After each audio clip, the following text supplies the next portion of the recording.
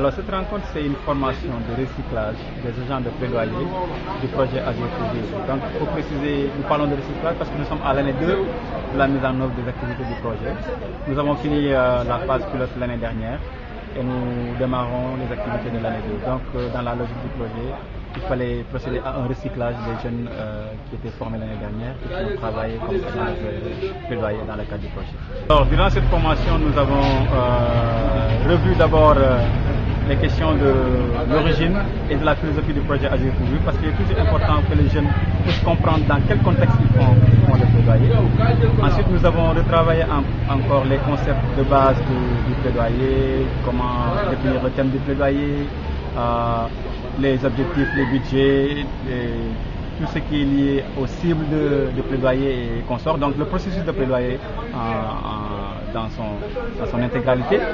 Et nous avons mis l'accent surtout sur la compréhension du système de santé à Ziguinchor, pour que les jeunes puissent savoir qui sont les différents acteurs dans le système de santé et quel est le rôle de chacun de ces acteurs-là, en mettant l'accent sur les acteurs qui sont impliqués dans les questions de définition de budget.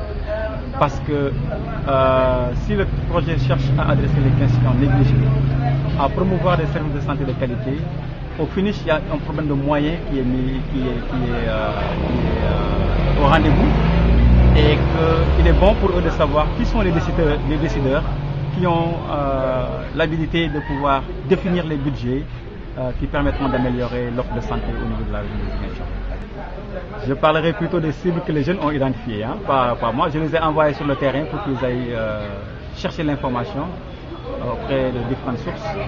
Et donc ils ont identifié d'abord différentes cibles, aussi bien politiques que techniques, la région médicale, le conseil régional, les collectivités locales, même les PCR, mais aussi les acteurs qui sont de la société civile, les ONG, et les actions sociales, et même les hôpitaux. Donc il faut voir que dans la collecte d'informations, il y a des informations qui n'étaient pas correctes. En tant que jeunes, quelquefois, ils n'ont pas trouvé la bonne cible. Et dans la remontée de l'information, je les ai fait savoir qu'il ne faudrait pas se tromper dans la cible, parce que si on se trompe de cible, l'activité de plaidoyer va être vaine. Parce qu'on n'aura pas touché la personne qu'il faut pour le changement souhaité en matière de plaidoyer. Donc on a eu à recadrer cela et à les inviter à retravailler la recherche pour savoir exactement qui est leur cible dans le cadre des activités de plaidoyer qu'ils vont mener. Alors sur l'ensemble des 3 régions, c'est 70 jeunes qui sont impliqués par la formation, à raison de 22 sur Thiès, 24 à Kaolack et 24 à Ziguinchor.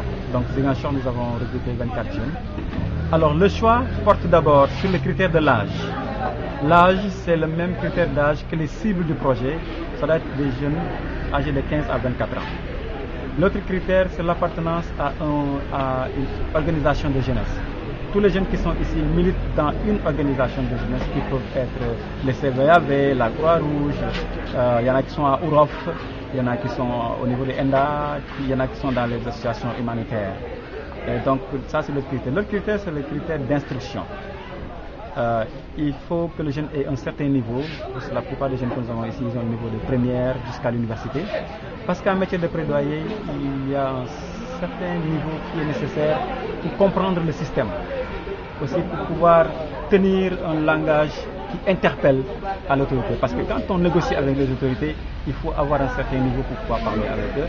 Il faut pouvoir faire de la recherche pour comprendre quels sont les problèmes qu'il faut adresser en matière de plaidoyer. Donc c'est ce qui explique un peu les critères qui sont liés au niveau de l'instruction.